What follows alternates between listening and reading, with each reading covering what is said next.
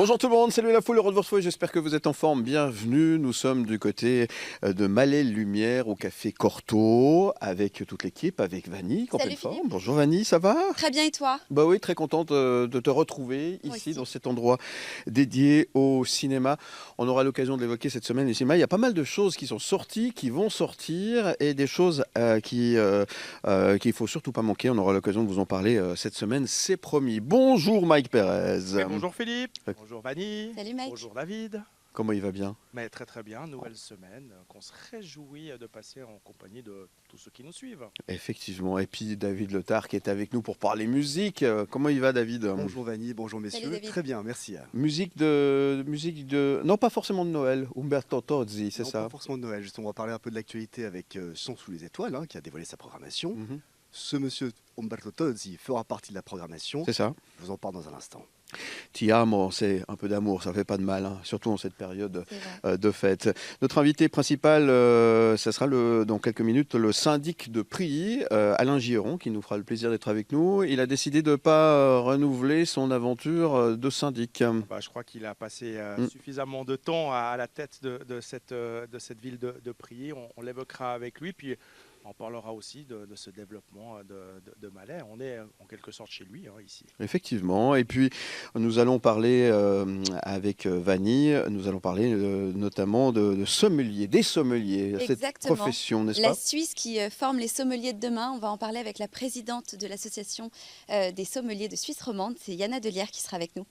Ça sera donc tout à l'heure. Côté musique, une artiste qu'on connaît, David, Isa Jean. Oui, qu'on a reçu plusieurs fois. Elle a sorti un album il y a quelques mois. Un tout nouveau single, elle va aussi venir nous en parler. C'est une artiste engagée, Isa Jean aussi, c'est dans un instant. Et un peu de sport, mon cher Mike. J'espère que vous êtes prêts, parce que ce week-end, c'est la Christmas Run, la course de Noël dans les rues de Lausanne. C'est toujours très sympathique, dans une ambiance qui fleure bon Noël, au milieu de beau Noël, on l'évoque tout à l'heure. Chris Indel nous rejoindra donc pour nous parler musique aussi tout à l'heure. Et puis Knut Schwander sera là pour nous parler gastronomie. On fait une toute petite pause et on revient dans un instant avec Le Grand Bazar. À tout de suite. Le Grand Bazar. Le Grand Bazar. Le Grand Bazar. Le Grand Bazar. Le Grand Bazar. L'invité du jour. Le Grand Bazar. Le Grand Bazar. Grand Bazar. L'invité du jour. Le Grand Bazar. Le Grand Bazar. Le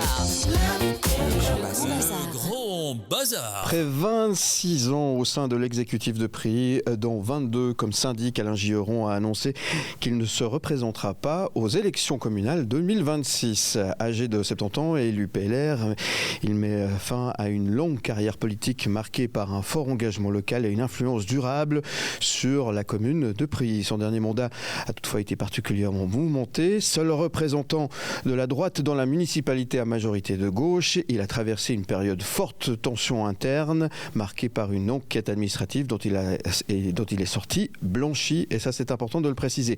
Alain Giron quitte donc ses fonctions avec une certaine nostalgie, tout en affirmant sa volonté d'accompagner la relève politique. Il est notre invité aujourd'hui. Merci d'être avec nous, monsieur le syndic. Bonjour Alain Giron. Mais bonjour à vous toutes et tous. Comment allez-vous? Mais bien, si je suis là, c'est que tout va bien. Sinon, je serais resté à la maison.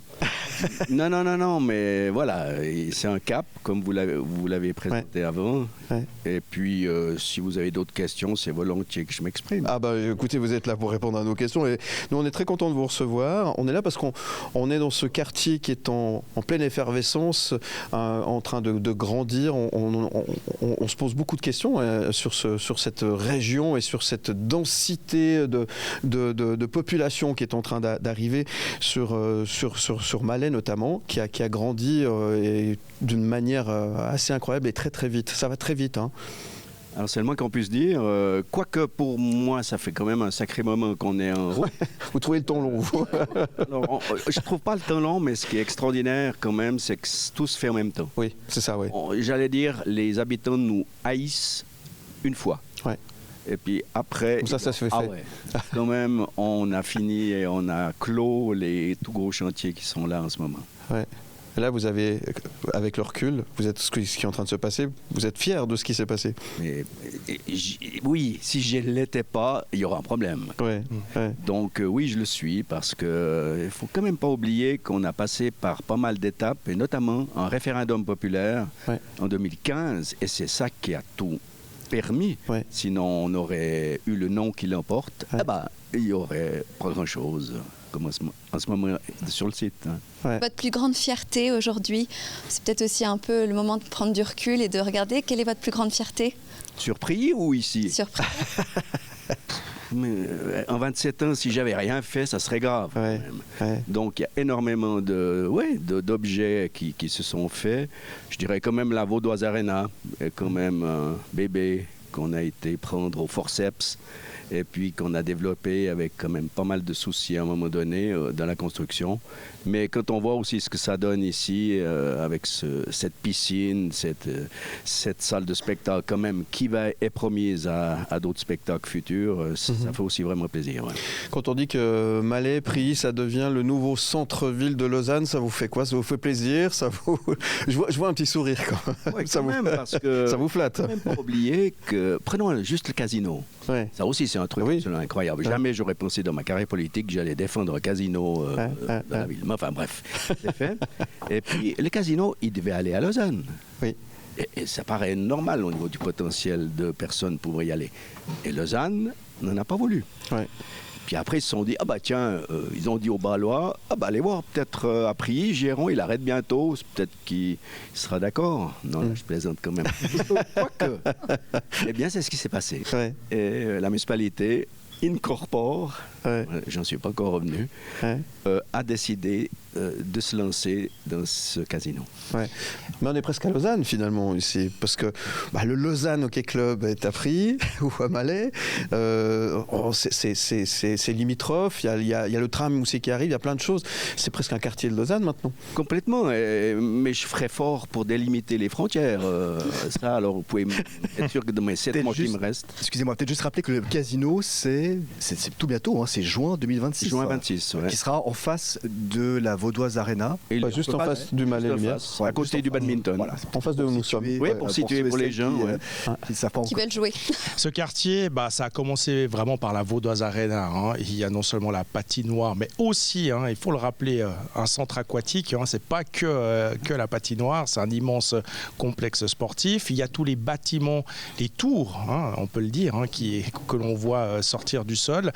Il y a un enjeu évidemment au niveau de la population, mais il y a aussi un enjeu au niveau des entreprises. Et par exemple, une grande entreprise active dans les télécommunications en Suisse, qui a déplacé son siège de Renault à Prilly. Il y a aussi, oui, mais il y a quand même un enjeu aussi financier et fiscal qui est très important pour une commune comme la vôtre. Alors, bien sûr, je ne vais pas dire non. Mon collègue de Renault, d'ailleurs, me regarde d'un air bizarre chaque fois que je le croise. Mais c'est vrai que, ils ont décidé je vous dis, de se déplacer de 500 mètres, alors qu'ils auraient pu, il est facile pour moi maintenant de le dire, mais ils auraient pu aller de la tour qui est à Renault, au rez-de-chaussée.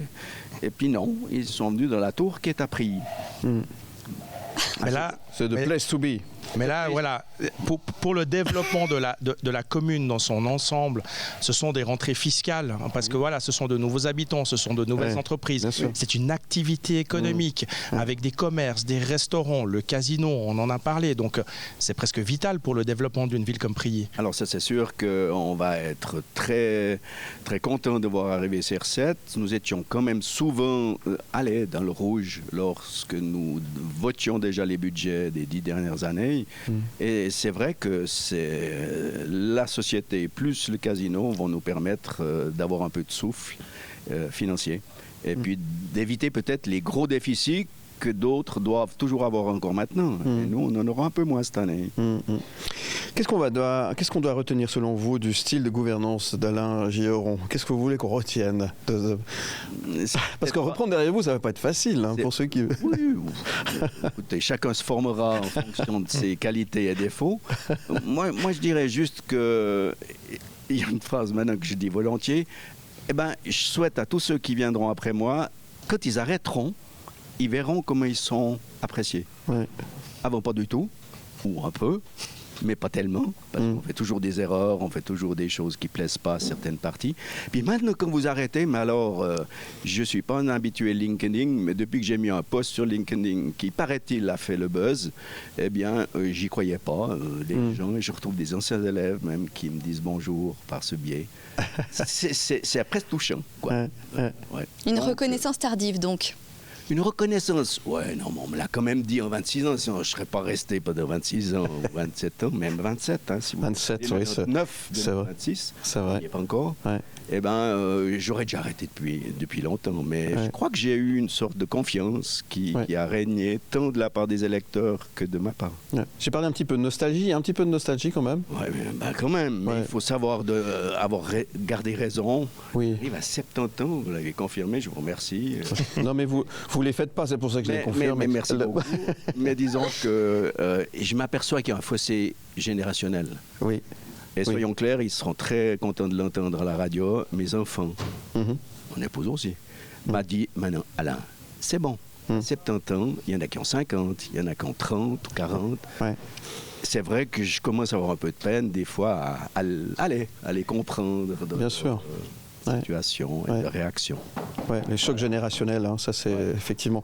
Avec toujours cette volonté d'accompagner la relève politique, vous vous tenez à disposition, c'est ça que vous dites. Hein. Alors c'est le moins qu'on puisse dire. J'ose croire que je serai travailleur de l'ombre pour les prochaines élections. Je ne vais quand même pas m'arrêter comme ça d'un coup, ça sera mauvais pour mon cœur sans doute. Donc on va les aider. Je suis très confiant que cette relève, qui est assez jeune en tout cas du côté du PLR, ça fait plaisir de voir que des gens se lancent avec des idées nouvelles, avec des enthousiasmes qui sont là. Et je suis sûr qu'on va pouvoir les encadrer. Bon, et vous allez pouvoir faire un peu d'autres choses que je sais pas, du sport, vous avez des idées, quels sont vos futurs projets, qu'est-ce qu'on a le droit de dire? Tant que mes articulations tiennent, c'est le cas, j'aimerais faire beaucoup plus de ski. Oui. En Italie, partout, là on va à Cervinia ou à Gressonnet, c'est juste magique. Et puis le ski, le tennis aussi, je veux reprendre. Bien sûr. Et puis de la musique, puisque je joue de la clarinette jazz New Orleans, et puis j'ai envie de reprendre dans un orchestre comme c'était le cas avant. Donc on va vous recevoir prochainement en tant qu'artiste. Voilà. Alors, si une fois vous voulez, je me trouve des copains qui sont beaucoup plus pros que moi, qui jouent contrebasse, banjo et tout, puis on fait un petit truc ici, et aucun problème. Mais pourquoi pas, avec grand plaisir. En tous les cas, merci beaucoup Alain Gilleron d'être venu quelques instants répondre à quelques-unes de nos questions, parler de ce quartier en pleine effervescence, hein, en pleine transformation. J'ai 30 secondes. Mais une minute si vous voulez. Oui, merci beaucoup. Là aussi, c'est un lieu. Mal et Lumière, oui. Moi, Mal et Lumière, et puis les frères Lumière, Cataneo, anciennement. Et Steiner. Et le Jean-Claude. Gevisier. Oui. Eh bien, tout ça pour dire qu'ils ont eu un courage absolument fou de venir s'établir ici alors qu'il n'y avait rien. Oui. Et maintenant, avec ce que vous venez de citer, j'ose croire qu'avec le potentiel de gens qui vont descendre en schlapp, en peignoir, pour venir au cinéma, eh bien, ils vont retrouver là tout ce qu'ils ont osé faire. Oui. Ça, c'est important. Mais vous savez, c'est aussi grâce à vous, parce que vous leur avez ouvert la porte, Monsieur Gilleron. Ça, il ne faut pas l'oublier. C'est pour ça que je suis tout content de voir qu'ils sont encore là, qu'ils ont tenu surtout. Et ils ont tenu, oui, effectivement. Et c'est pas simple, hein, effectivement. Ce cinéma, c'est compliqué, effectivement. En tout cas, merci aussi à vous. C'était super sympa, comme dirait Alain Morisot. Super sympa. Super sympa. Et puis, à partir de là, bonne chance à vous aussi. Merci. Cette radio qui part un peu partout, si vous avez compris. Ça fait plaisir. Merci. Et joyeux Noël à tous. Joyeux Noël à vous aussi, et une belle fin d'année, et puis tout de bon pour la suite, et j'espère à bientôt. Merci beaucoup. Merci. Monsieur Gilleron. C'est le Grand Bazar. Vous restez avec nous. À tout de suite. Le Grand Bazar. Le Grand Bazar. Le Grand Bazar. Le Grand Bazar. Le collector. Le collector. Le collector. Avec David Leclerc. Merci d'être avec nous. C'est un des moments que l'on préfère dans l'émission. C'est le moment où on enclenche la machine à remonter le temps, on replonge dans les souvenirs. Et là, en plus de ça, on va voyager. Destination l'Italie, mon cher David. L'Italie retour en 1977 dans son appartement de Turin. Le jeune Umberto Tozzi, 25 ans, pianote sans prétention et trouve par hasard la mélodie qui va définitivement changer sa vie. Bien sûr, vous l'avez en tête et c'est le titre qui va vous rester toute la journée, hein, j'imagine, dans la tête. Ti amo, Umberto Tozzi. Ti amo né ainsi, presque en douceur, avant de devenir le pilier de son deuxième album sorti la même année. Alors le succès est immédiat, plus d'1 million. Quand même, hein, pour l'époque, c'était déjà énorme. Plus d'1 million d'exemplaires vendus. Il sera durant d'ailleurs 22 semaines dans le hit parade helvétique pour atteindre aussi, bien sûr, la première place. Et puis il y a une autre artiste, star des années 70, flairant le tube, flairant peut-être aussi l'argent qu'il y a derrière, Dalida, s'est mis aussi pour une reprise de Ti amo qui s'est écoulée un petit peu moins, mais je connais pas mal, 500 000 exemplaires. Ti amo, une ascension fulgurante pour une chanson qui deviendra partout en fait en Europe le symbole ultime du coup de foudre. Vous l'avez utilisé à un moment donné, Ti amo, je sais rien, dans votre playlist. Non, vous n'êtes pas dire oui pour me faire plaisir, soyez sincères. J'avais envie de vous faire plaisir, David. On a tous dansé un slow sur Ti amo, non? Oui, bien sûr. Moi, j'ai surtout chanté seule sur Ti amo, dans la voiture, dans le salon. Oui. Il faut expliquer ce que c'est les slows. Plein de gens ne savent pas ce que c'est, ça n'existe plus, les slows. On les boîte dans les discothèques. Le quart d'heure américain. Le quart d'heure américain. Alors très vite, Ti amo dépasse les ondes pour entrer dans la culture populaire. Et vu qu'on est cinéma, ça tombe bien, parce qu'au cinéma, on le retrouve dans Les Nouveaux Monstres en 1977, un film avec Ornella Muti ou encore Vittorio Gassman, dans Astérix et Obélix aussi, Mission Cléopâtre, lorsque le cœur d'Astérix s'emballe. On retrouve également ce collector dans des pubs mythiques, des comédies françaises ou encore La Casa del Papel ou Narcos aussi, j'ai vu, Narcos Mexico. On retrouve la chanson Ti amo d'Umberto Tozzi, mais en version espagnole. Alors à chaque fois, c'est le même effet, un ralenti, un sourire, un coup de foudre. Et en 2026, les fans suisses pourront revoir, peut-être pour la dernière fois, même je peux vous dire, là, sa tournée d'adieu, hein, Umberto Tozzi sera à Sion sous les étoiles. Ce sera le 18 juillet, donc, pour sa tournée d'adieu. Un moment déjà chargé d'émotions, c'est le collector.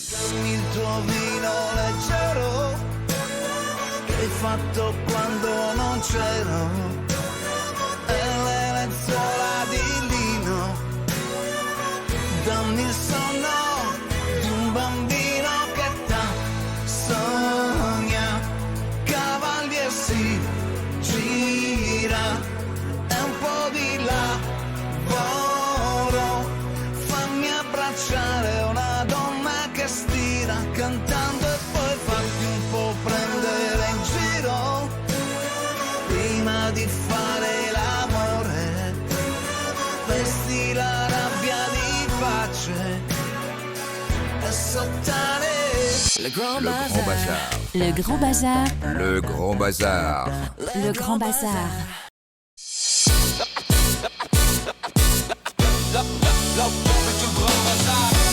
La grande cuisine comme on l'aime avec Nutschwander. Le Grand Bazar. Dans le Grand Bazar. La table du Grand Bazar.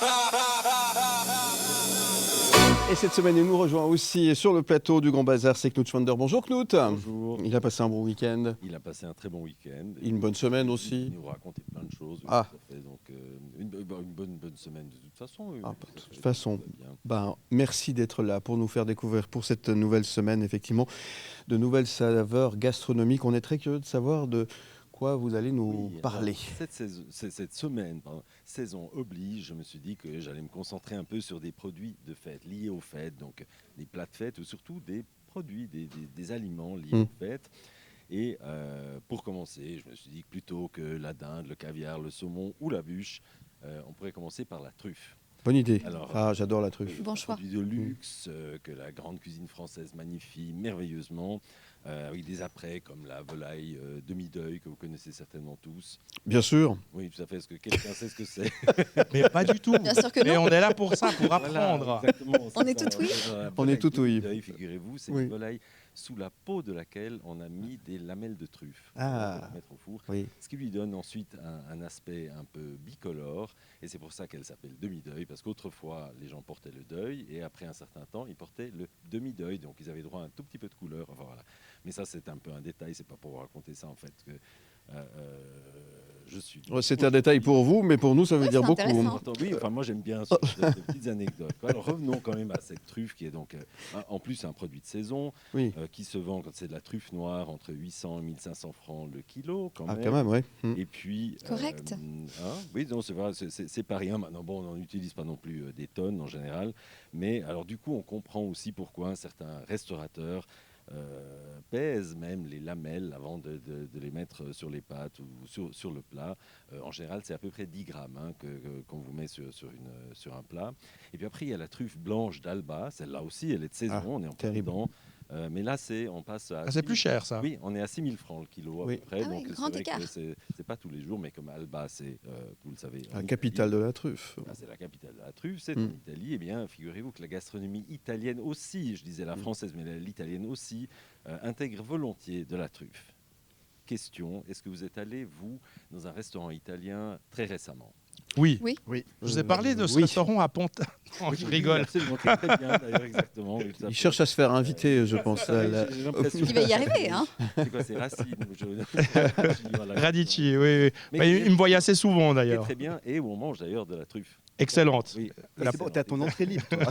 Là, vous me cassez mon... J'ai un compte. Vous me cassez mon cou parce que justement, la plupart des restaurants italiens, quand on entre à cette saison, eh bien, ça sent très très fort. Tout à fait. On est pris par une odeur intense, ça vous monte à la tête, c'est un petit peu écœurant. Et puis, on vous dit que c'est la saison de la truffe, donc tout le monde associe ça à la truffe, mais en fait, ce n'est pas de la truffe, c'est de l'huile de truffe.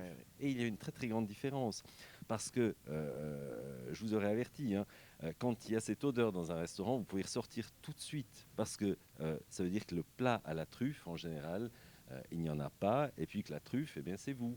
Parce que le plat, lui, n'en contient pas. Et puis, ces huiles, eh bien, il faut savoir que c'est totalement synthétique. Donc, bref, pour moi, c'est de la cochonnerie. Donc, l'arôme de truffe, il faut même pas y penser. Manger de la truffe, de la vraie. C'est un peu cher, mais comme je disais, 10 grammes, ça va encore. Et puis, eh bien, à l'approche des fêtes, on n'arrive presque pas à échapper à toute cette odeur de truffe qu'on trouve partout, dans des chips, dans des saucissons, dans des pop-corn. Au cinéma, les pop-corn, c'est un cochon. Enfin, là, il n'y a pas de truffe en général, mais c'est vrai que c'est une bonne idée. Pourquoi pas. Et ensuite, les tagliatelles, les ragoûts, partout, on vous met cette huile de truffe. Personnellement, je trouve que c'est assez pénible. Et d'autant plus que le parfum de la truffe, de la vraie, mais il est très très subtil. Il est tellement subtil qu'en général, quand un restaurateur est honnête et vous sert des pâtes à la vraie truffe, il s'entend répondre « mais dis donc, pour le prix, on sent pas beaucoup de goût votre truffe. Oui, c'est ça. Donc, pour en savoir plus sur la truffe, j'ai 2 bonnes adresses à vous donner. D'une part, il y a terredetruffe.ch, on parle de truffes suisses qui peuvent être très bonnes, qui sont subtiles. C'est pas de la truffe qui va vous emporter le palais, mais ce sera très bon et ce sera frais. C'est des produits d'ici. Et puis autrement, j'ai un ami, Roberto Caponi, qui en importe d'Italie. Roberto Caponi est un des fournisseurs de beaucoup de grands chefs. Il a une sorte de garage aménagé au centre de Lausanne. C'est très très rigolo d'y aller.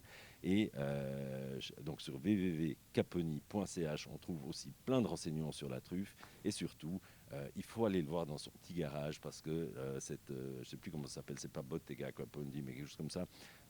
Eh bien, c'est totalement insolite. On est déplacé en Italie et on a de la vraie truffe. Merci pour ce bon plan et pour nous avoir ouvert les papilles. L'appétit. Les pâtes à la truffe. Les pâtes à la truffe, c'est tellement bon. Les truffes, c'est tellement bon. Merci beaucoup, Knut Vander. On se retrouve demain pour de nouvelles aventures après la truffe. Après la truffe, on va continuer avec le foie gras. C'est très bien. Ça va bien aussi. Foie gras juste après la truffe. Ça, c'est pour demain. Merci et bon appétit. Le Grand Bazar. Le Grand Bazar. Le Grand Bazar. Le Grand Bazar. C'est quoi ce bazar? Le Grand Bazar. C'est quoi ce bazar? Le Grand Bazar. Le Grand Bazar. C'est Quoi ce bazar? Quoi ce bazar avec un petit peu de sport? Ça va pas nous faire de mal de faire un peu d'exercice, mon cher Mike Pérez, avec votre invitée Caroline Dupaquier. Bonjour. Bonjour. Merci d'être avec nous, merci d'être là pour nous parler de cette course de Noël en quelque sorte, Mike Pérez. La Christmas Run à Lausanne qui va avoir lieu ce week-end. C'est une course populaire comme on en connaît tout plein, comme on en voit tout plein, avec quand même cette particularité, c'est que elle a lieu de nuit, en ville, avec cette magie déjà de Noël. Oui, c'est ça. Donc merci beaucoup pour l'invitation. Donc oui, la Christmas Run aura lieu ce samedi 13 décembre, en plein cœur de Lausanne. Donc avec un départ au niveau des grandes arches, les arches du Grand Pont en plein centre-ville, à la place de l'Europe. Donc c'est une course, la Christmas Run, c'est vraiment le rendez-vous à ne pas manquer, qui permet, c'est un dernier rassemblement festif et sportif avant les fêtes de fin d'année, en plein cœur de la capitale olympique.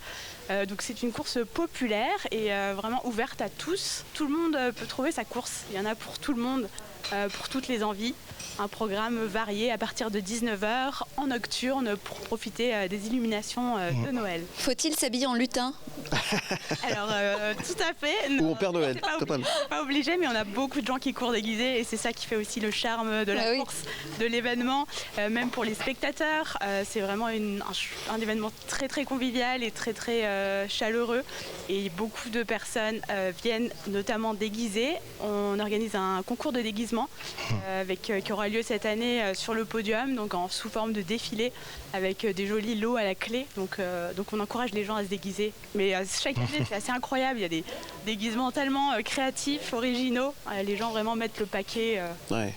C'est vraiment cool. Ouais, une des courses, effectivement, c'est que des pères ou mères Noël, évidemment. On mélange les genres. Donc voilà, pendant quelques instants, vous voyez passer une marée de pères et mères Noël. Et là, vous vous dites, j'arrête le vin chaud. Non, mais voilà, il y a effectivement ce côté aussi, à l'arrivée, aussi fun. Le but, c'est aussi de s'amuser, évidemment. Exactement. C'est vrai que c'est en soirée. On veut que cette course soit vraiment conviviale. On ne cherche pas à avoir des têtes d'affiche. C'est pas une course élitiste, c'est vraiment une course populaire pour s'amuser, pour passer un bon moment. Ensuite, après la course, on propose un after run. L'after run, justement, pour aller boire du vin chaud si on l'a pas bu déjà avant la course. C'est ça. Mais du coup, l'after run en collaboration avec Beau Noël, pour prolonger les festivités. Côté place des Pionnières, il y aura un DJ jusqu'à minuit. Chaque coureur aussi reçoit un coupon, un bon pour une boisson offerte sur le marché de Noël, à Beau Noël, après sa course. Donc de quoi poursuivre les festivités après la course. Alors le succès est grandissant aussi pour Christmas Run justement, et je pense que pour vous un des défis majeurs c'est de concilier ce nombre d'inscriptions année après année qui évolue et l'atmosphère aussi familiale, garder l'atmosphère un peu bon enfant familial des débuts, non? Oui, tout à fait. Donc c'est vrai que là on est sur une année assez record, je pense, pour plein de courses, toutes les courses de course à pied dans la région. C'est vrai qu'il y a un vrai engouement pour la course à pied. La Christmas Run du coup fait partie aussi de ce succès-là. Aujourd'hui, à date, je peux vous donner quelques chiffres clés, mais on a 500 inscriptions de plus que l'année dernière à la même date. Donc ça montre, c'est vraiment cet engouement et cet intérêt fort. Après, nous, on ne cherche pas à recruter, à inviter des personnes, des coureurs vraiment... on n'a pas de plateau élite sur la Christmas Run. C'est vraiment une course pour tout le monde. On a les courses juniors notamment qui sont gratuites aussi. Donc jusqu'à 17 ans, c'est vraiment pour que tout le monde puisse participer. Puis la course famille, la course des Pères Noël et Mères Noël déguisés justement, qui représente un tiers de nos participants, donc ce qui est énorme. Alors un petit conseil quand même, si on participe à cette course, c'est que il fait nuit, c'est le soir, c'est le mois de décembre, il fait froid, j'enfonce des portes ouvertes, mais il faut quand même se préparer à ce genre de course. On n'y va pas comme ça, il faut un minimum pour pas tomber malade, par exemple. Pour pas tomber malade, oui, mettre une bonne écharpe.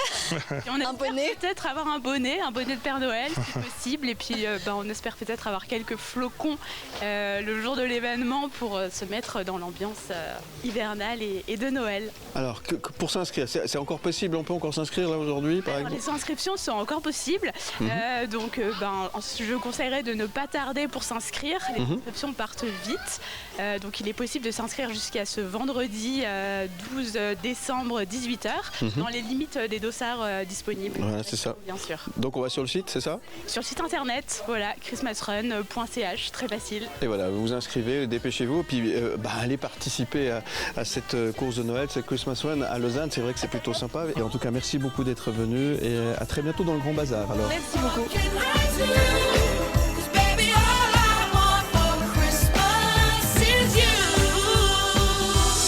Le Grand Bazar. Le Grand Bazar. Le Grand Bazar.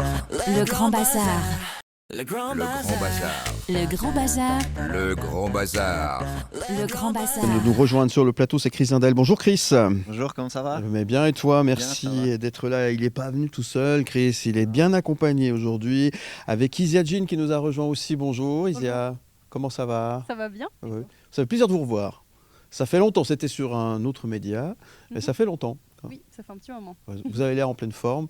Il y a plein de bonnes choses qui se passent pour vous. Il y a de l'actualité, David Letard, et on va en parler justement aujourd'hui. Oui, l'actualité, mais avant juste de revenir à cette actualité, c'est quand même un véritable tourbillon cette année pour vous, entre la sortie de l'album La Légende du Colibri, la tournée, enfin bref, ça décollait pour vous. Oui, et là c'est assez, je dois dire que c'est de la folie. Cette année 2025, entre les passés 40 concerts, aussi la sortie de l'EP effectivement qui était en 2024 et qui s'est enchaînée avec là le single qui est tout nouveau. Et puis il y a plein de choses qui se repartent pour 2026, donc c'est vrai que ça décolle fort. Mais je suis contente. Bravo en tout cas. Et dans l'actu, il y a Crayon de couleur. C'est un nouveau projet, un single qui vient de sortir. Alors quelle est l'intention de ce single? Alors je pense qu'il y a tout dans le titre, dans le sens où Crayon de couleur, c'est une chanson que j'ai écrite pour ma meilleure amie d'adolescence. Parce que quand j'avais 15 ans, j'allais à l'hôpital, je lui rendais visite, elle était hospitalisée, et je lui rendais visite. C'était une période très sombre et très difficile, je crois, pour nous deux. Mais du coup, mon but, en tout cas ce que j'avais l'impression de pouvoir lui transmettre à chaque fois que je la voyais, les petits moments, c'était justement les petites choses de la vie qui font du bien, donc du chocolat, de la musique et des crayons de couleur, pour essayer d'en rajouter quand parfois c'est trop brouillard, c'est trop sombre, c'est trop noir. Il est sorti le 5 décembre, à découvrir en tout cas sur les plateformes.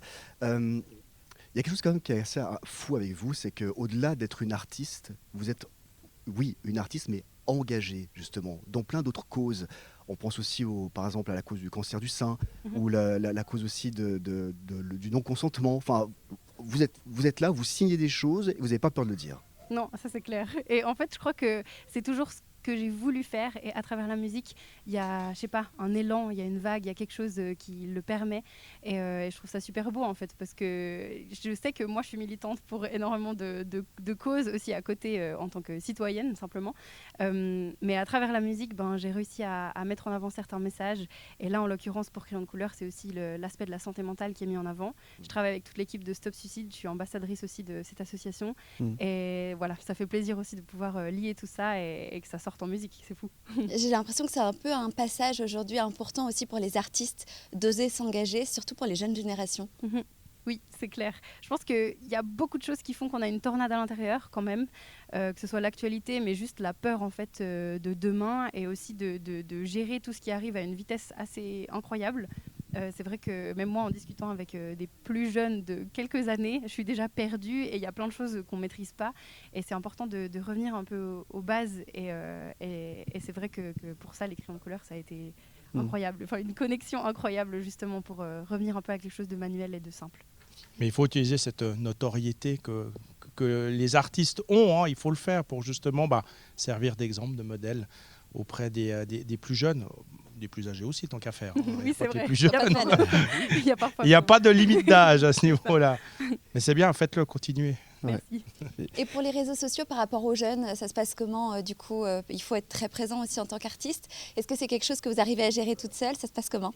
Alors c'est intense, franchement, parce que c'est un autre métier, et en fait, en tant qu'artiste en 2025, on est un peu obligé d'avoir aussi cette casquette. Après, c'est quelque chose que j'adore. Vraiment, j'aime beaucoup la photo, la vidéo, etc. Donc, c'est assez facile de trouver des idées. Ouais. Après, il y a plus les étapes de comment concrétiser ces idées. Parce que, il y a 1000 visuels ou juste phrases ou concepts, en fait, même que j'ai en tête. Mais après, il faut quand même une équipe. Donc, j'ai une coach média maintenant. Et ça, c'est assez incroyable parce que, du coup, on a un suivi. On se voit aussi régulièrement. Et en fait, elle check ce que je publie.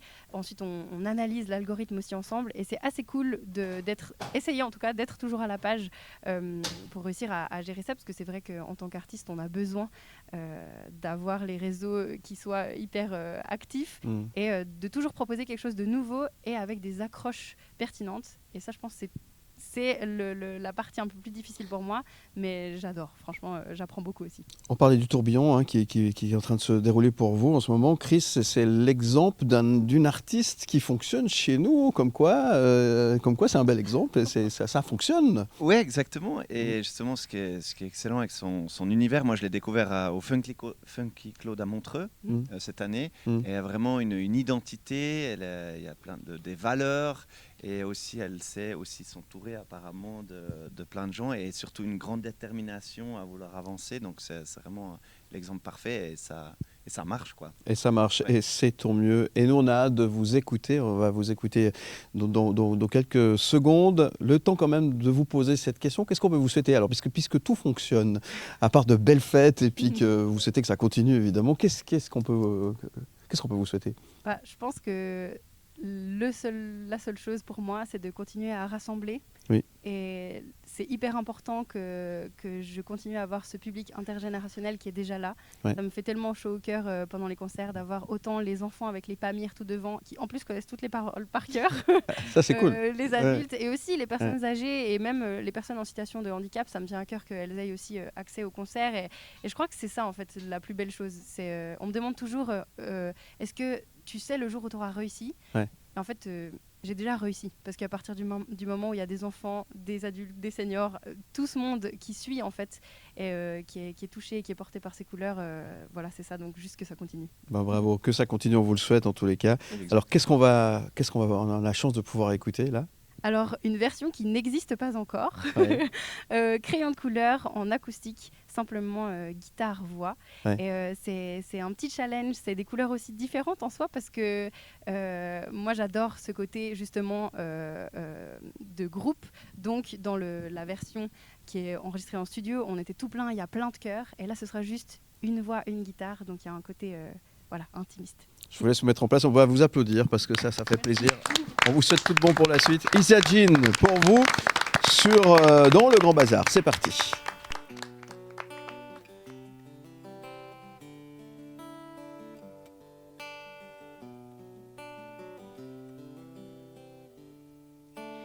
Assise au bord de son lit, au bord du vide, du trou, du noir.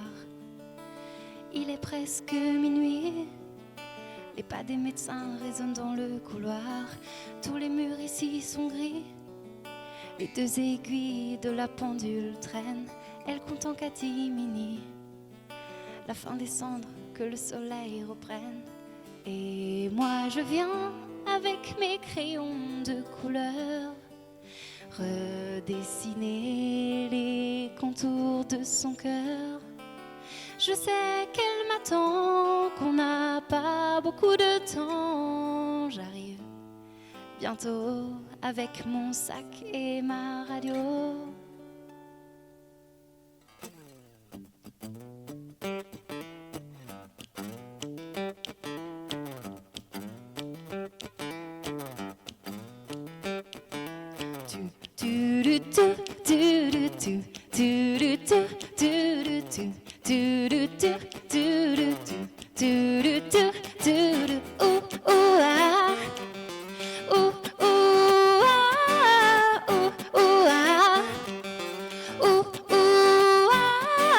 J'avance entre les allées, j'ai de la pluie plein les yeux.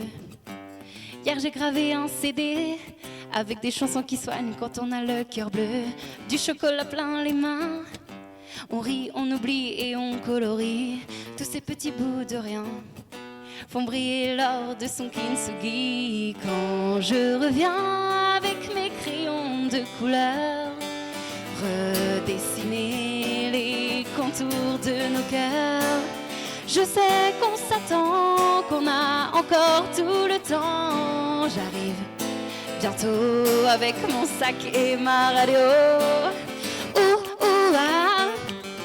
Ouh, ouh, ah. Ouh, ouh, ah.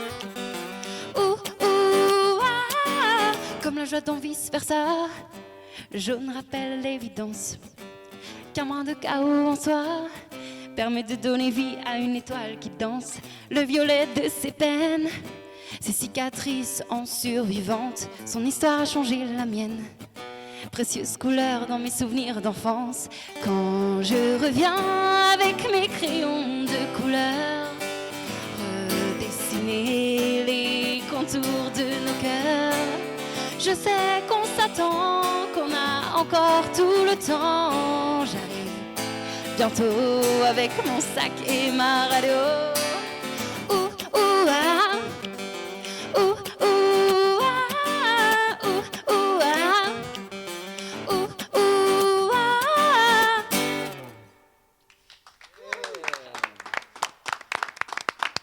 Le Grand Bazar. Le Grand Bazar. Le Grand Bazar. Le Grand Bazar. Un gran émotion. Un gran émotion. Le Grand Bazar. Un gran émotion. Le Grand Bazar. Avec Vanny. Avec Vanny, nous allons parler vin aujourd'hui et nous accueillons pour ce faire Yana qui est avec nous. Bonjour Yana. Bonjour. Bienvenue à vous. Yana Delière, vous êtes là pour nous parler du travail de sommelier et Dieu sait si c'est intéressant. Exactement, et surtout de la Suisse qui propose la meilleure des formations pour devenir sommelier, ou pas d'ailleurs, puisque ce sont des formations ouvertes à tout le monde. Alors Yana Delière, vous êtes présidente de l'association de Suisse romande des sommeliers. Donc pour l'ASSP, Association Suisse des sommeliers professionnels, vous proposez des cours et une masterclass pour se former au métier de sommelier, c'est ça ? Oui, exact. Alors peut-être une petite introduction sur l'association en premier. Le but premier de l'association, c'est de faire la promotion du métier de sommelier. Alors ça passe par la formation, ça passe aussi par l'organisation de masterclass pour que les sommeliers puissent continuer à se former à l'année. On fait aussi des voyages viticoles, on fait aussi des dégustations dans des domaines. Et cette formation, c'est vraiment le pilier de l'association puisqu'elle permet de former des personnes au métier de sommelier. Alors comme vous l'avez dit, soit des professionnels qui veulent se perfectionner, soit des amateurs puisque la formation est ouverte à tout le monde. Ça c'est génial, tout le monde peut s'inscrire, tout le monde peut participer. Ça se passe sur combien de temps cette formation ? Ça peut durer 6 à 8 mois. C'est une formation en fait, qui a lieu une fois par jour, soit les lundis du côté de Changin, soit les samedis du côté de Bussigny.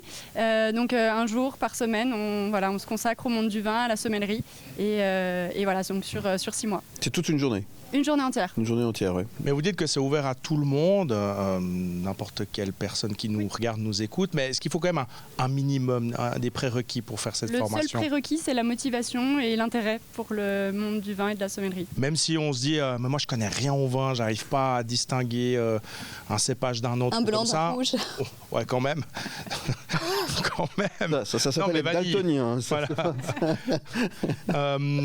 Voilà, même si on se dit qu'on n'est vraiment pas connaisseur, on peut y aller et vous allez nous apprendre tout ça. Exactement, c'est l'idée, c'est ouvert à tous. Je demande les CV pour voir un petit peu les parcours de chacun et ils sont très divers. Et sinon, oui, tout le monde est bienvenu. Oui, oui. Ouais.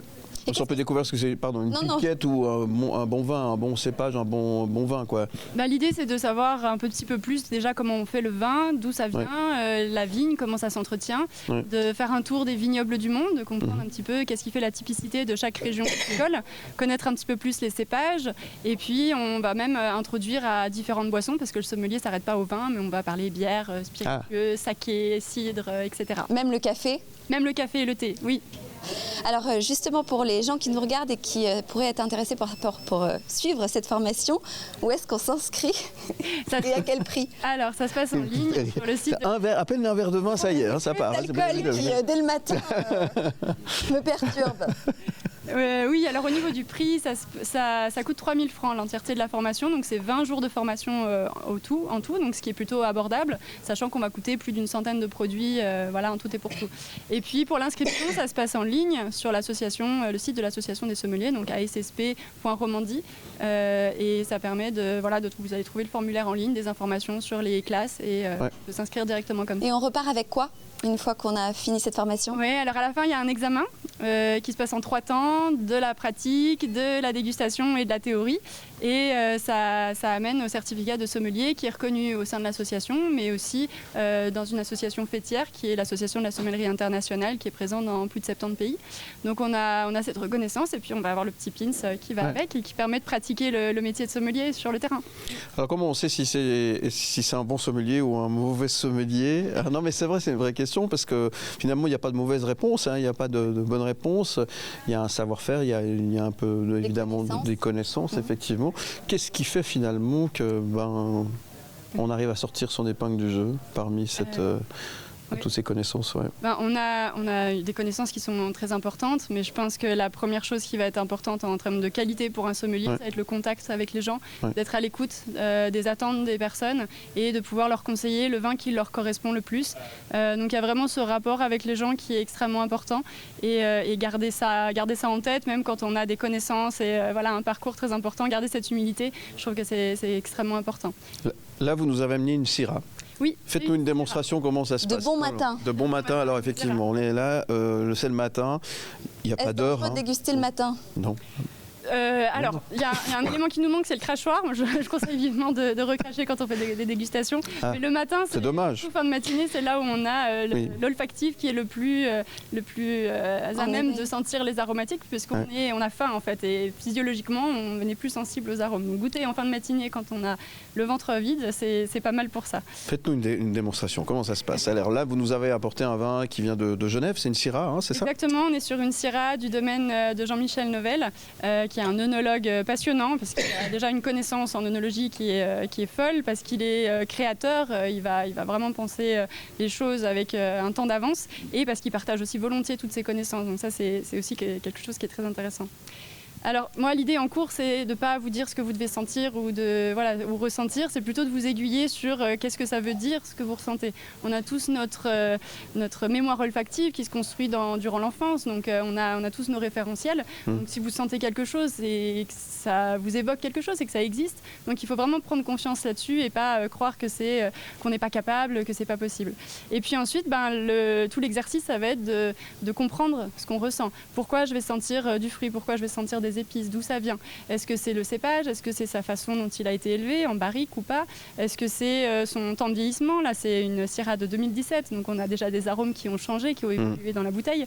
Donc c'est plutôt là-dessus que j'amène les étudiants pour essayer de comprendre vraiment ce qui se passe quand on ressent quelque chose dans le vin. Alors qu'est-ce que vous ressentez, messieurs? Vous avez goûté un peu? Je tiens à juste dire que l'étiquette est très très jolie. Oui, une girafe.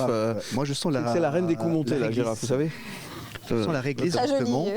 Mais dans ce cas-là, vous me direz, c'est moi seul qui sens la réglisse, mais peut-être que mon collègue ici, Mac, à côté de moi, ne sentira pas la même. J'ai un peu le nez bouché ces jours, donc je sens pas grand-chose à vrai dire. Oui, ça c'est le problème quand on est enrhumé. Mais oui, peut-être qu'on va sentir, moi j'ai des arômes fruités, des fruits bien mûrs, j'ai de l'épice aussi, des côtés poivrés qui sont assez caractéristiques de la Syrah.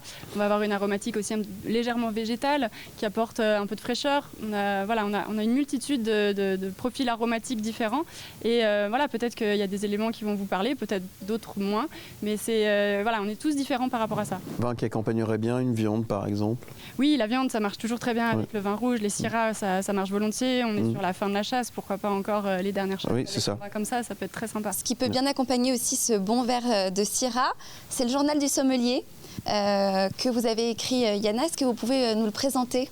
Oui. Parce qu'en plus de le goûter, vous avez le temps encore d'écrire. Oui, j'ai 2 mains. Oui, l'idée du projet, c'était de créer un ouvrage qui permet aux sommeliers qui connaissent pas bien les vins suisses, d'avoir une référence pour approfondir les connaissances, découvrir les vins de toute la Suisse en fait. Et du coup, ça a été le projet un petit peu fou que j'ai fait en auto-audition. L'idée, c'était vraiment de résumer un petit peu quelles sont les caractéristiques de chacune des régions viticoles de Suisse, de faire le tour, d'aller partout, en Chalimanie, côté Tessin, pas que en Romandie, et de présenter les cépages, les diversités suisses. Donc c'était un gros challenge pour moi et c'est le référentiel que j'aurais aimé avoir quand j'ai commencé à m'intéresser au vin. C'est une jolie idée cadeau. Tout à fait. Où est-ce qu'on peut trouver ce livre? Ils sont en librairie chez Payot ou sinon sur le site internet du Journal du Sommelier tout simplement. Magnifique, le Journal du Sommelier. Merci beaucoup. Vous avez apporté ce bon vin, on va quand même faire santé. parce qu'on n'a pas encore eu l'occasion de le faire. Donc santé. Merci Yana. On pourrait vous écouter pendant des heures. Et juste rappeler une dernière chose, parce que vous parliez des cours. Je reviens juste aux cours, qu'il y a aussi une ouverture, parce que la Romandie nous écoute, à Fribourg et en Valais. À Fribourg et en Valais également pour faire les cours. Oui, exactement. Ouais. Là, on a 2 classes qui vont démarrer tout début janvier pour une classe du côté de Lausanne à Bussigny, une autre du côté de Changin en février, qui démarre en février sur les lundis, donc ça s'ouvre, les samedis. Et puis deuxième partie d'année 2026, on prévoit d'ouvrir une classe à Fribourg et une autre en Valais, qui sera tout nouveau pour nous. Donc voilà, ça donne la possibilité à tout le monde, d'un point de vue géographique, de retrouver un lieu de formation. Oui. Merci Yana. Santé alors. Merci à vous. Santé, Yana. Et bonne fête à vous. Oui, merci. Et vous reviendrez parce que c'est super intéressant et on pourrait vous entendre parler. J'ai 200 questions à vous poser encore. On pourrait faire 10 émissions. Voilà, on va faire des épisodes, je crois, ça sera plus simple. Merci beaucoup en tous les cas. Merci. Et bon vent pour vous. Vous restez avec nous, c'est le Grand Bazar. On revient dans un instant. À tout de suite. Tentez. Le Grand Bazar. Le Grand Bazar. Le Grand Bazar. Le Grand Bazar. Le Grand Bazar. Le Grand Bazar. Le Grand Bazar. Il est temps pour nous de vous souhaiter tout d'abord une excellente journée. Ça a passé beaucoup trop vite. Avec Vanny. vous toujours. On passe de très bons moments tous les 4. C'est ça. On a hâte de vous retrouver. On sera là très très vite. Dès demain, vous avez reçu un message. Dès demain matin. C'est pas le titre d'un film. David Letard, un hommage que vous nous proposez demain. Oui, un hommage à Jimmy Cliff, un artiste jamaïcain que tout le monde connaît, 81 ans, il vient de disparaître. I Can See Clearly Now, c'est la bande originale aussi d'un film, on en parle demain. On parlera humour avec Mort Sourire. Oui, qui a dévoilé sa programmation la semaine dernière. On a parlé de Maxi Rire il y a une semaine. Cette semaine, donc honneur à Morge Sourire. Et c'est Roxana Ibeck, sa directrice, qui nous rejoint demain. Et puis une petite visite au château de Valère, ça vous tente demain ? Ah bah moi plus que jamais, notamment pour goûter le Gamay confidentiel qui a été sélectionné donc officiellement pour être le vin suisse servi à table vin d'honneur. Donc on va en parler demain avec notre invité. Très bien, et ça va plaire à Knut qui sera aussi avec nous demain, bien entendu. Et puis de la musique demain avec une artiste qu'on connaît bien, David Letard, Sonia Mazza. C'est une bête de scène, il faut la voir sur scène, Sonia Mazza. Elle dégage quelque chose de vraiment assez hallucinant. Elle a de l'actualité aussi, on se réjouit de la recevoir ici au Grand Bazar. Merci pour votre fidélité, vous nous retrouvez sur la toile et sur Formida Plus. Et demain, bien sûr, sur TVM3, sur Redline, sur Global et sur ta radio. Voilà, vous savez tout. À demain, ciao. Le Grand Bazar. Le Grand Bazar. Le Grand Bazar. Le Grand Bazar.